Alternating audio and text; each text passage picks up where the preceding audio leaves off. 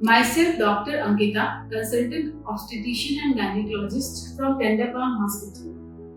आज हम लोग बात करेंगे हाई रिस्क प्रेगनेंसी के बारे में। हाई रिस्क प्रेगनेंसी वैसी प्रेगनेंसी को कहते हैं जिसमें कुछ ऐसे रिस्क फैक्टर्स होते हैं या ड्यूरिंग प्रेगनेंसी डेवलप कर जाते हैं जो adversely maternal and fetal outcome को अफेक्ट करते हैं and they become a risk factor to continue the pregnancy and baby का outcome खराब हो सकता है।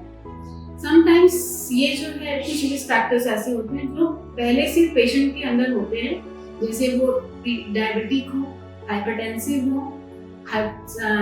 some hormonal imbalance हो like hypothyroid, and sometimes they are having some congenital heart disease patient or some chronic kidney disease, और patients के अगर age जो है टीनेज प्रेगनेंसी है लेस देन 18 इयर्स और elderly patients like more than 40 years age patient if they are going to get pregnant, ये सारे factors जो है हाई रिस्क प्रेगनेंसी में आते हैं। कभी कभी ऐसा होता है कि प्रेगनेंसी तो नॉर्मली कंसीव हो जाती है लेकिन आगे चल करके वो हाई रिस्क बन जाती है। वैसे केसेस होते हैं जब पेशेंट को जीडीएम हो जाए, जेस्टेशनल डायबिटीज और sometimes gestational hypertension, intrahepatic cholestasis of pregnancy जिसमें लीवर के कुछ प्रॉब्लम्स हो जाते हैं। कभी कभी पेशेंट जो है इनफर्टिलिटी ट्रीटमेंट से या कंसीव होते हैं जब वो मल्टीपल प्रेगनेंसी होते हैं यानी ट्विन प्रेगनेंसी और ट्रिपलेट प्रेगनेंसी।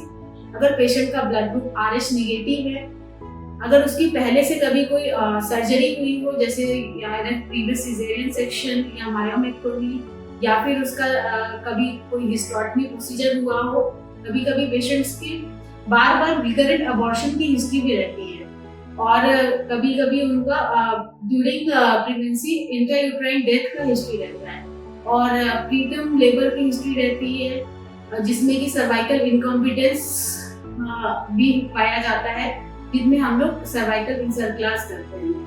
इन सभी केसेस में इन सभी पेशेंट्स को हाई रिस्क प्रेगनेंसी में कैटेगराइज करा जाता है। समटाइम्स जो प्लासेंटा होते हैं वो below covering the lower intrauterine उसको कवर करके रखते हैं, उसमें पेशेंट बहुत ज़्यादा ब्लीड करती है और उन्हें पूरे प्रेगनेंसी में हमें बेड रेस्ट पे रखना पड़ता है। इन सभी हाई रिस्क प्रेगनेंसी फैक्टर्स को हम लोग को इनका एंटीनेटल मैनेजमेंट बहुत इंपॉर्टेंट होता है।